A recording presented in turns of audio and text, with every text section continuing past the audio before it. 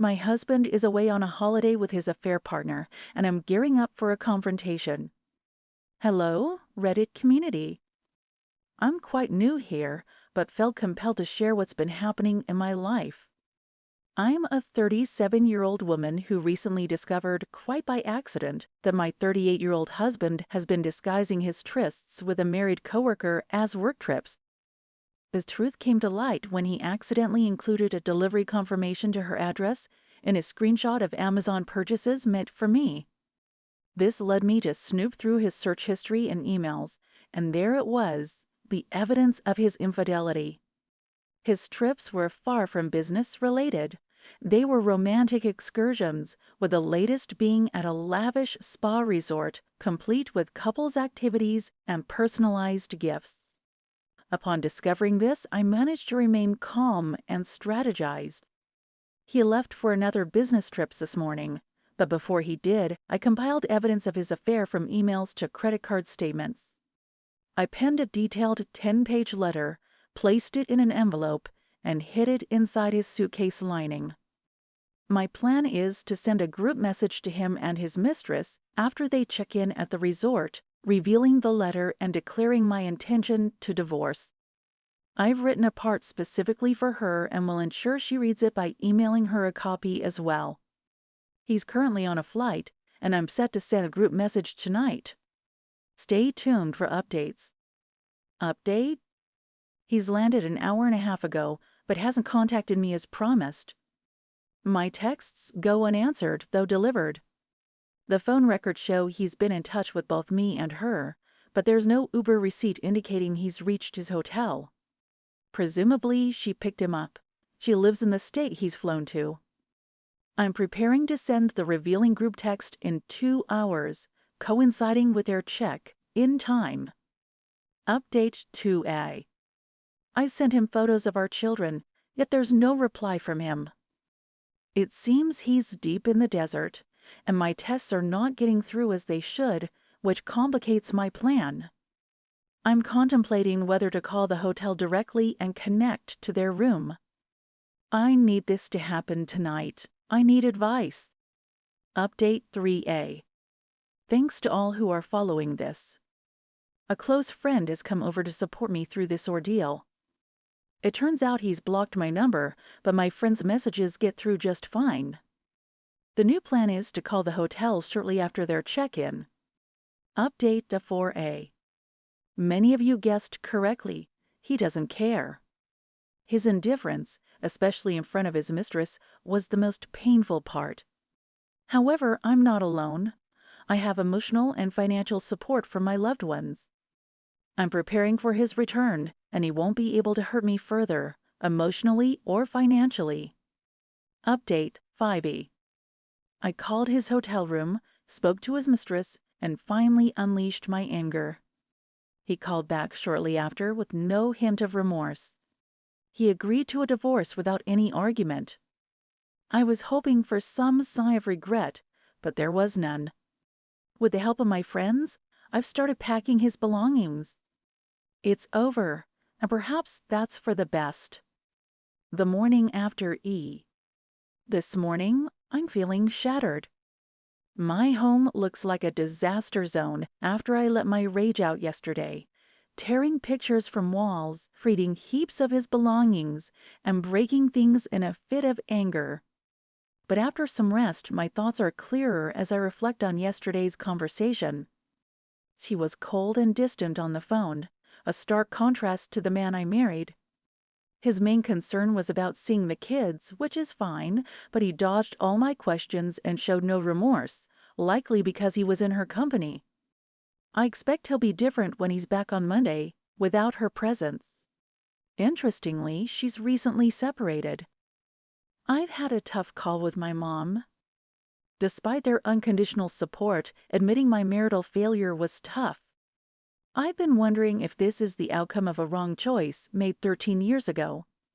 Regardless, I have 2 days to clear his possessions out. I'm contemplating who else to inform: his dad, mom, friends, coworkers. It feels like I need a guidebook for this situation. Despite my preparations, I feel humiliated. Fortunately, he didn't take his house keys when he left. I won't change the locks. Instead, I'll take his keys away. I don't plan to be here when he returns. Everything he owns will be in the garage, and I prefer communication to be through intermediaries. Preparing for the return E. My friends and family have been incredibly supportive. They helped move all his belongings to the garage. I don't think he expected me to be so decisive in removing him from my life. He might assume I'll be open to reconciliation. No chance. The house and everything else are in my name, which may surprise him upon his return. I aim for a clean divorce, open to negotiation, treating it strictly as a business transaction. The dust has settled. He's been back for a few days, unprepared for his new living situation in the basement. We've arranged mediation sessions. He's even hinted at reconciliation, which I met with laughter as he tried to blame the state of our marriage. He's in the honeymoon phase with his mistress, but I wonder how long it will last once she sees his true colors. I'm accused of being at fault, but reflecting on the past, I realize I was underappreciated and taken advantage of. I've learned a valuable lesson about not enabling such behavior and the importance of standing up for oneself. I've been lost for years, and I don't recommend it. Mediation, the movie. Our first mediation was civil. He seems to want nothing from our life together, indicating he might move in with her immediately after our divorce. It's painful to think he'll be involved in her children's lives while our kids will have an absent father. He's repeating the abandonment he once experienced, which is heartbreaking. My children deserve better, and it's a tough reality they'll have to face sooner than expected. He's gone. My soon-to-be ex-husband left yesterday to visit his mistress. I encouraged it, not wanting his company for New Year's Eve, as our friends also have no desire to see him. He booked his flight quickly after our conversation. I only asked that he return for my birthday weekend, as I needed some time to myself after caring for our children during his escapades. However, he texted me that he wouldn't make it back for my birthday, giving me excuses about flight availability and costs, which I knew to be untrue. I just wanted him to be honest about his intentions. It seems he's choosing not to be present, and I can't force him to be a father. Nightmare. He failed to call the kids on Nye as promised, instead offering a feeble excuse about not wanting to interrupt them. It's clear that our children are not his priority. His absence and excuses show me where his commitments lie. Today my birthday. He's supposed to return. I've decided not to speak to him until our next mediation, as his efforts for our kids are lacking. Liar, liar, pants on fire. We've been civil, mainly discussing mediation and the kids. However, I overheard him on the phone with his mistress, lying about my behavior, painting me as crazy, when I've been anything but. It's bewildering why he feels the need to vilify me to her, and it concerns me about the potential treatment of my children if they visit him. Mediation and empty promises. During our second mediation, he hesitated to acknowledge moving to be with his girlfriend. Financially, we'll both be okay, and we've agreed on a custody arrangement. But his plan to visit the kids monthly seems unthought, out, and he's avoiding the reality of needing to find an apartment. Out for a swim. Joining the Reddit community has been unexpectedly supportive. To those who relate to my situation, I urge you to trust your instincts. Don't be the enabler or the one seeking affection where it's no longer given. For the naysayers calling me names, your judgment holds no weight here. Our final mediation papers will arrive soon, and once everything is signed, we'll await our court date.